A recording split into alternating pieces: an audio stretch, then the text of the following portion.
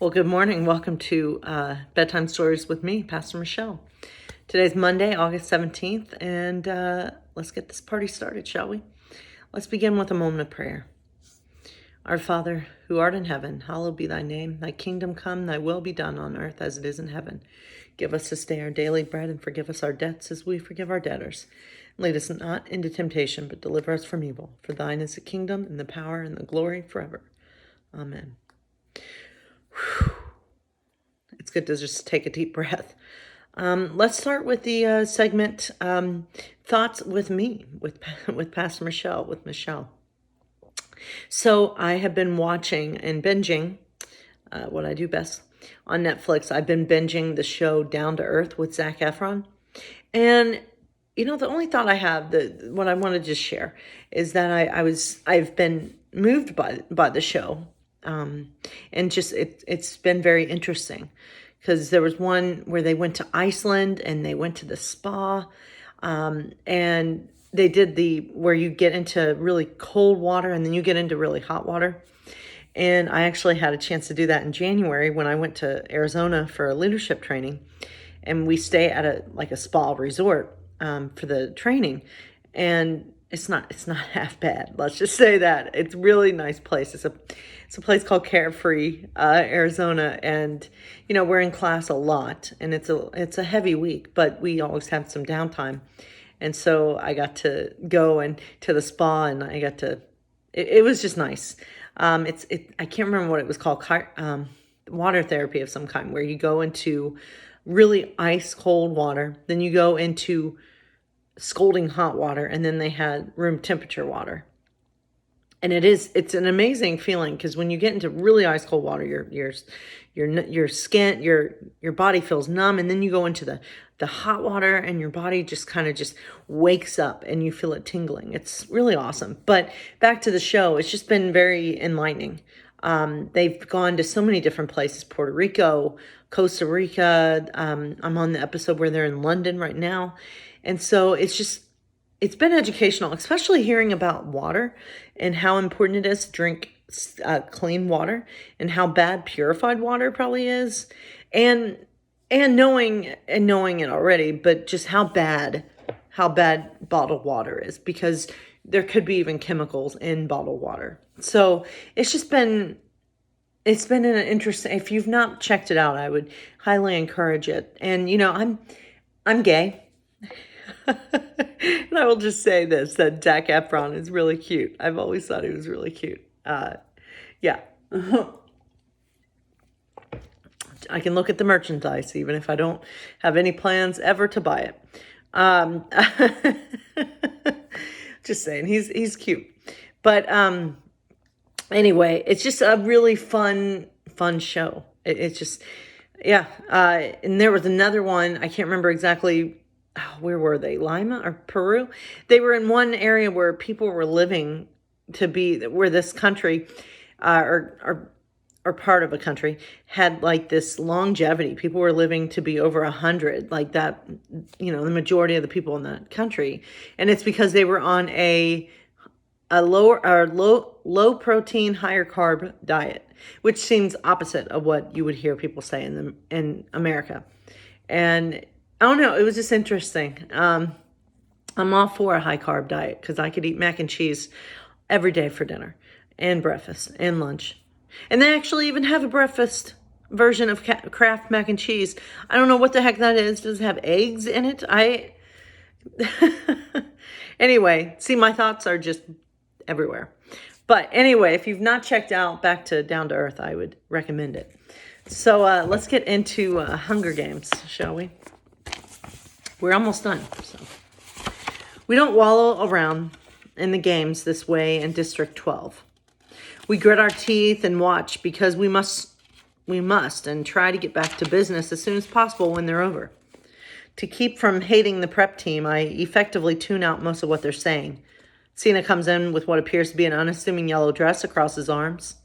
"Have you given up the whole girl on fire thing?" I ask. "You tell me," he says, and slips it over my head. I immediately notice the padding over my breasts, adding curves that hunger has stolen from my body.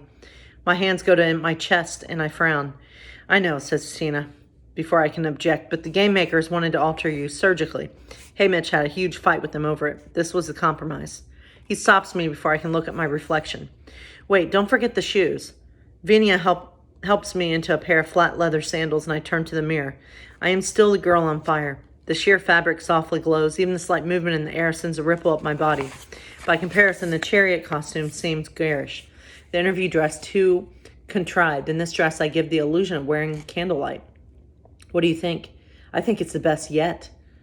When I manage to pull my eyes away from the flickering fabric, I'm in for something of a shock. My hair's loose, held back by a simple hairband. The makeup rounds and fills out the sharp angles of my face. A clear polish coats my nails. The sleeveless dress is gathered at my ribs, not my waist, largely eliminating any help the padding would have given my figure. The hem falls just to my knees. Without heels, you can see my true stature. I look very simply like a girl, a young one, 14 at the most. Innocent, harmless. Yes, it is shocking that Cena has pulled this off when you remember I've just won the games. This is a very calculated look. Nothing Cena designs is arbitrary. I bite my lip, trying to figure out his motivation. I thought it'd be something more sophisticated looking, I say. I thought PETA would like this better, he answers carefully. PETA, no, it's not about PETA. It's about the capital and the game makers and the audience. Although I do not yet understand Cena's design, it's a reminder the games are not quite finished. And beneath his benign reply, I sense a warning of something he can't even mention in front of his own team. We take the elevator to the level where we trained. It's customary for the victor and his or her support team to rise up from beneath the stage. First the prep team, followed by the escort, the stylist, the mentor, and finally the victor. Only this year, with the two victors who share both an escort and a mentor, the whole thing has had to be rethought. I find myself in a poorly lit area under the stage. A brand new metal plate has been installed to transport me upward. You can still see the small piles of sawdust, smell fresh paint. Cena and the prep team peel off to change into their own costumes and take their positions, leaving me alone.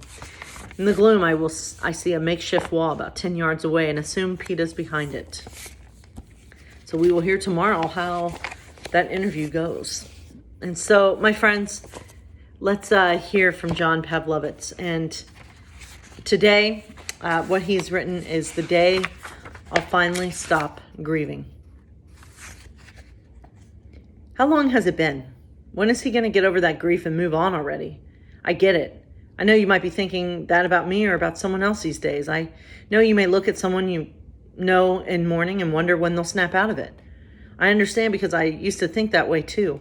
Okay, maybe at the time I was self-aware enough or guilty enough not to think it quite that explicitly, even in my own head. It might have come in the form of a growing impatience towards someone who was grieving, or a gradual dismissing of their sadness over time, or maybe am I intentionally avoiding them as the days passed? It was subtle, to be sure, but I can distinctly remember reaching the place where my compassion for grieving friends had reached its capacity, and it was long before they stopped hurting. Like most people back then, I was operating under the faulty assumption that grief had some predictable expiration date, a reasonable period of time after which recovery and normalcy would come and the person would return to life as it was before, albeit with some minor adjustments. I thought all these things until I grieved. I never think these things anymore.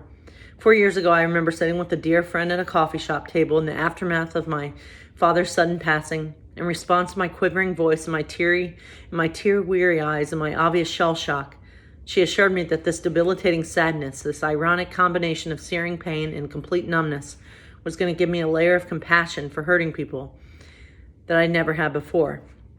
It was an understanding, she said, that I simply couldn't have had without walking through the grief valley. She was right, though I would have gladly acquired this empathy in a million other ways. Since that day, I've realized that grief doesn't just visit you for a horrible yet temporary holiday. It moves in, puts down roots, and it never leaves. Yes, as time passes, eventually the tidal waves subside for longer periods, but they inevitably come crashing in again without notice when you are least prepared. With no warning, they devastate the landscape of your heart all over again, leaving you bruised and breathless and needing to rebuild once more. Grief brings humility as a housewarming gift and doesn't care whether you want it or not. You are forced to face your inability to do anything but feel it all and fall apart. It's incredibly difficult in those quiet moments when you realize so long after the loss that you're still not the same person you used to be, that this chronic soul injury just won't heal up. This is tough medicine to take, but more difficult still is coming to feel quite sure that you'll never be that person again. It's humbling to know you've been internally altered, Death has interrupted your plans, severed your relationships, and rewritten the script for you. And strangely, or perhaps quite understandably, those acute attacks of despair are the very moments when I feel closest to my Father, as the pain somehow allows me to remove the space and time which separate us, and I can press my head against his chest and hear his heartbeat once more. These tragic times are somehow oddly comforting, even as they kick me in the gut. And it is this odd healing sadness which I'll carry for the remainder of my days, the nexus between total devastation and gradual restoration. It is the way your love outlives your loved one. I've walked enough of this road to realize that it is my road now. This is not just a momentary detour. It's the permanent state of affairs. I will have many good days and many moments of gratitude and times of welcome respite. I already do, but I'm never fully getting over this loss. This is the cost of sharing your life with someone worth missing. 4 years into my walk in Grief Valley, I've resigned myself to the truth that this is a lifetime sentence. At the end of my time here on the planet, I will either be reunited with my Father in some glorious mystery or simply reach my last day of mourning his loss. Either way, I'm beginning to rest in this simple truth. The day I'll stop grieving is the day I stop breathing. That is good. The day I'll stop grieving is the day I stop breathing. And you know, I 100% agree with him. And I don't like, I compare my car accident to grief. Because for me as well, my life changed after my car accident. I do ministry different. I do pastoral care different. I listen to people different. Because I'll say this, one of the things that right after my car accident, and I know people had good intentions, but whenever people would come up to me and they would talk to me about car accidents they've been in, it was never helpful.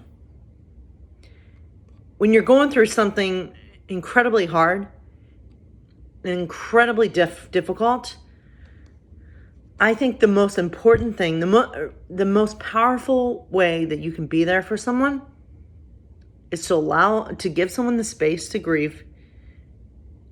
And then in response, don't say I understand. Don't try to relate by telling a story of your own. Maybe just simply say, damn, that sucks. And that's it.